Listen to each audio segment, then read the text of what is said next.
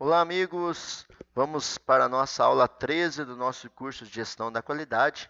Nessa aula 13, vamos utilizar uma ferramenta muito legal também de gestão da qualidade, que é a ferramenta conhecida como histograma. O que vem a ser o histograma? O histograma é assim, pessoal, é um gráfico de coluna ou de barras. O que esse gráfico traz? Ele traz uma informação de uma grande quantidade de dados que eu tenho de uma coleta que eu realizei. E às vezes que é difícil entender essa coleta que eu fiz olhando apenas para uma tabela, porque às vezes a tabela tem muitas informações. Por exemplo, olha esse slide mostrando essa tabela. Está vendo essa tabela? Tem muitos dados. Fica difícil entender essa tabela, mas se eu conseguir transformar essa tabela num gráfico, que é um histograma, fica bem mais fácil. Então, o que o histograma é? Uma representação gráfica de uma distribuição de frequência por meio de colunas ou barras, de maneira rápida e objetiva. Vamos lá para o passo de construir para a construção de um histograma. Primeira coisa que a gente vai ter que fazer é a coleta de dados, é coletar minha amostra.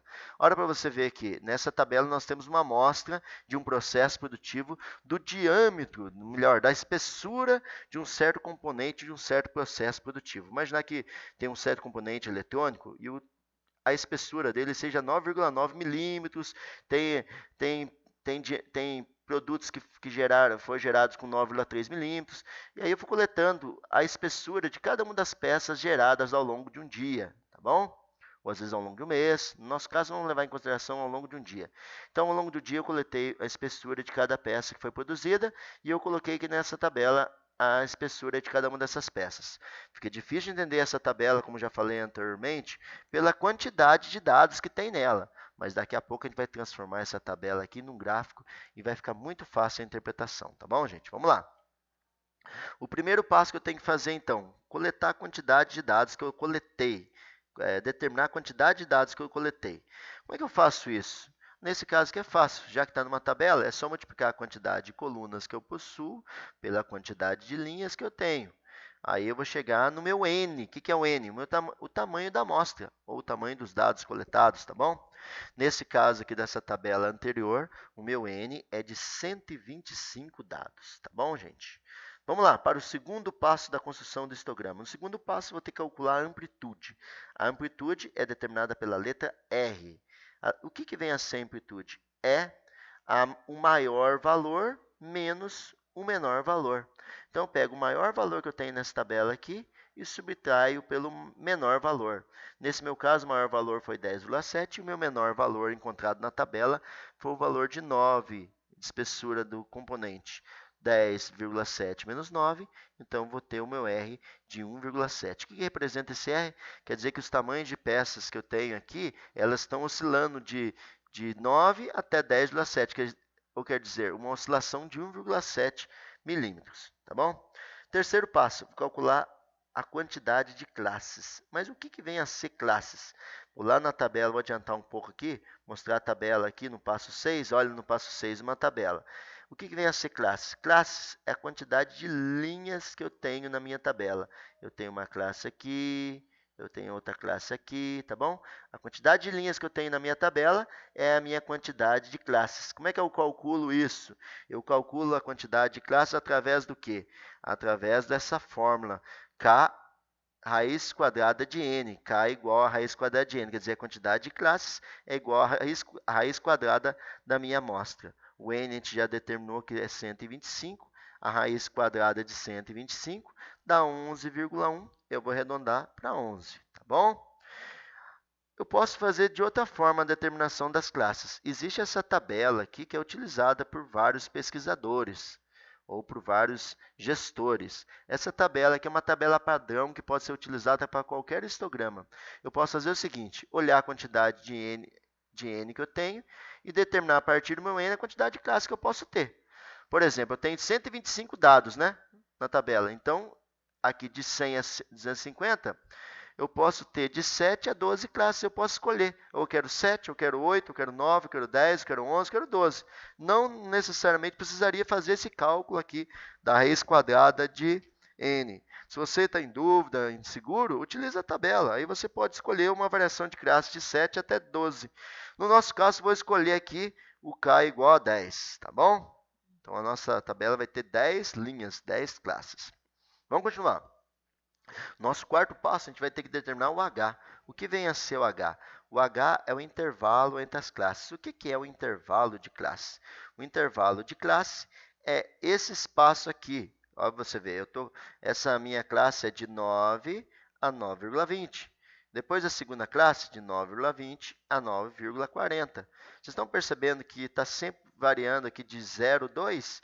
9 com 0,2, 0,20. 0,20 com 0,2, 0,4. Então, está vendo o tamanho? Esse espaço que eu estou percorrendo é o que a gente chama de intervalo. Como é que eu cheguei nesse cálculo desse intervalo? Através desse cálculo aqui. O intervalo é igual a amplitude dividido pelas classes. Tudo bem, pessoal? Então, bem fácil. Só pegar a amplitude 1,7 dividido por 10, que é a quantidade de classe, deu 0,17. Para ficar mais fácil, eu arredondei para 0,2. Tá bom, pessoal? Vamos lá. Então, vamos determinar agora a cada uma das minhas classes. A primeira classe vai ser de 9 a 9,20. E assim sucessivamente, 9,20 a 9,40, a 9,40 a 9,60, a 9,60 a 9,80, até dar as minhas 10 classes. Tudo bem, pessoal? Assim, a gente vai fazendo sucessivamente as minhas classes até chegar ao total de 10 classes, ok? Aí eu vou ter a minha tabela. Esses dados ainda não tenho, tá bom? Só tenho a tabela. Eu tenho a quantidade de classes, os intervalos, o tamanho de cada classe, tá bom? E agora eu vou chegar nesses valores que estão aqui desse lado. Vou mostrar para vocês como é que a gente chegou nesse valor, o que significa esses risquinhos, e vou mostrar para vocês como é que a gente chega nesse valor aqui da direita. Então, a classe a gente já chegou. Vocês já entenderam como é que foi determinado cada classe. O que vem a ser esse ponto médio? O ponto médio é o ponto que está no meio da classe.